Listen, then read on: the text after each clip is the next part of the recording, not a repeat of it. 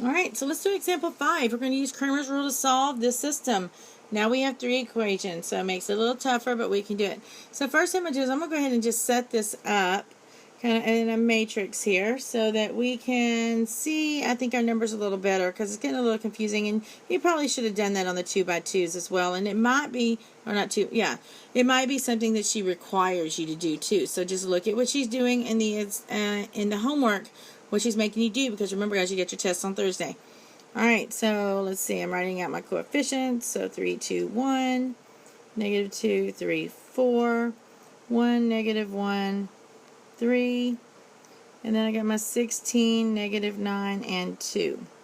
So remember, these are going to be your A's, these are your B's, these are your C's, and these are your D's now.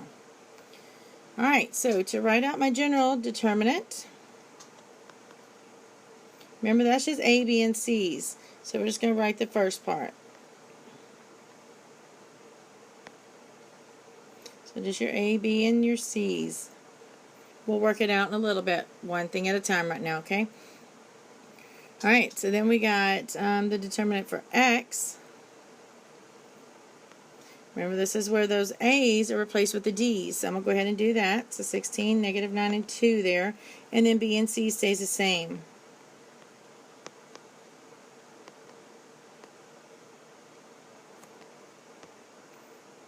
And we got our determinants for Y. This time your B's are changed. So X is going to stay the same. Your B's are changed to the 16, negative 9, and 2. And then your C's stay the same.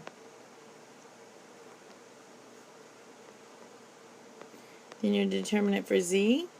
A and B stays the same, and your C's are going to change. So we have what? 3, 2, 1. A stay the same. B stay the same. And now my C's change. Alright, so our next step is we're going to go through and we're going to find the determinant for each one of those. And it's going to take a little bit of work, so make sure you got plenty of room here. Alright, and I'm going to erase all of this, and so I have room to work. Alright, so to find the determinant for D, so unfortunately I get to write this again. So remember we'd said D was, just real quick here, that's going to be a positive 3, and it kind of looks iffy there, so I'm going to change that. Alright, so to do this, we're going to take our first X, which is 3, and we're going to multiply it times its determinant. So we'd mark out the row and the column with 3, and I'm going to use a highlighter here and just erase at it when I go to get rid of it. So my numbers, my elements that are left are what? 3, negative 1, 4, and 3. And then the formula says it's a minus. My next coefficient of X is a 2. So I'm going to mark out the row and the column that have a 2 in it.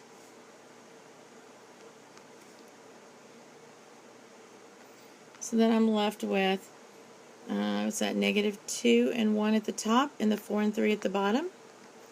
And then plus, my last X is 1, and I'm going to multiply it times its determinant.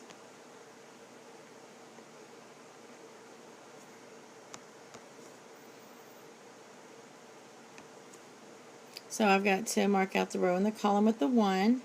And so what's left there, the 2 rows on top, are what are going to be the elements of this one. So negative 2 and 1, 3 and negative 1. Alright, and we just have to work this out. So we got, move over just a little, skip a line, I guess, and I'll do it over here.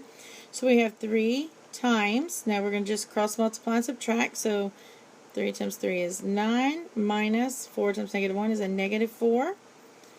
Minus 2 times, same thing, so negative 2 times 3 is negative 6, minus 4 times 1 is 4, plus 1 times, negative 2 times negative 1 is 2, minus 3 times 1 is 3.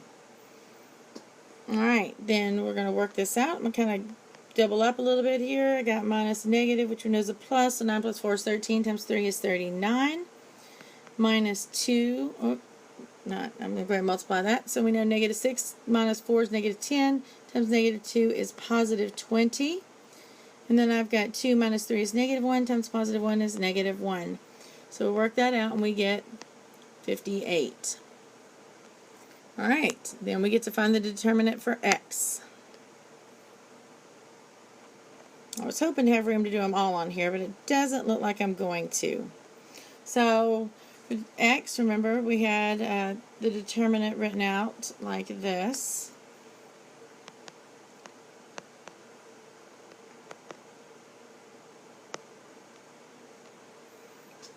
Alright, so you take your first x, which is 16, times its determinant. So lightly mark those out. And so what's left there is negative 2. I'm sorry, I marked out the negative 2. 3, negative 1, 4, and 3.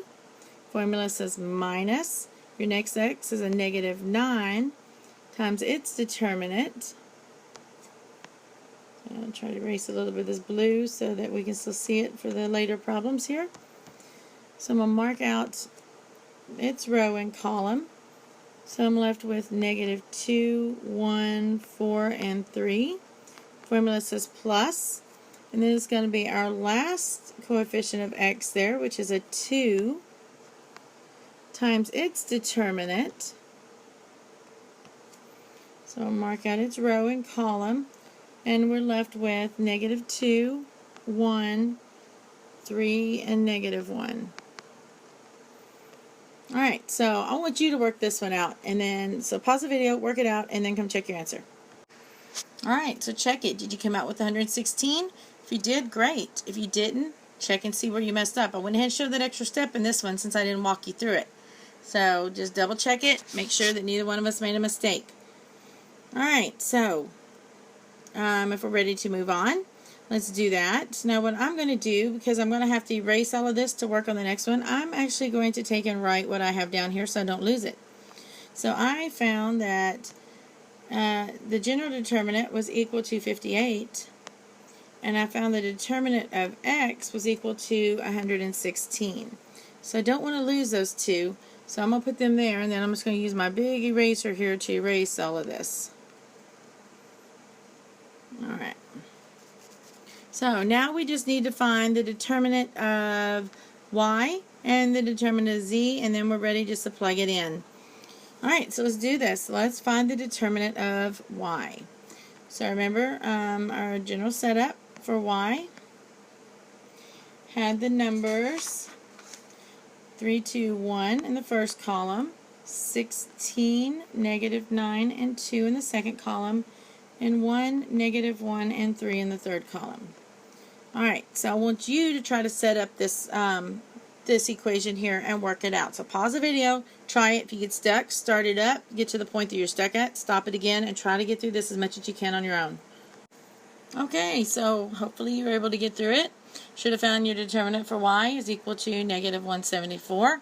Now I want you to do the determinant of z. I'm not even going to write it down for you yet. Pause the video, try it.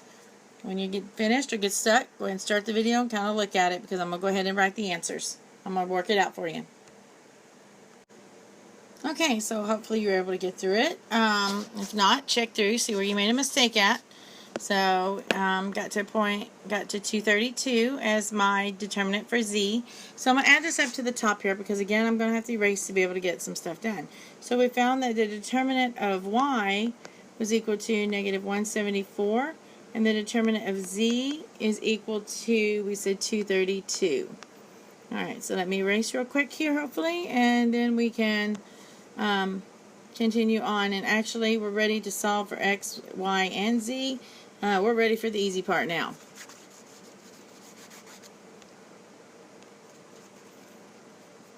Alright, so define x, y, and z. Remember, x is equal to the determinant of x over the general determinant.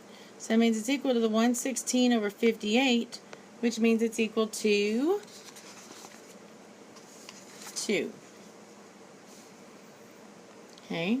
Y, remember, it's the determinant of y over the general determinant. It says negative 174 over 58. So divide those out, and we're going to get negative 3. And then z is equal to the determinant of z over that general determinant. Determinant of z was 232 over 58. And we get, oops, my 8's really messed up looking there. But anyways, we get 4. So now we know that our solution set is 2, negative 3, and 4. Remember, you had 3 variables, so you should have 3 answers. Great job, guys.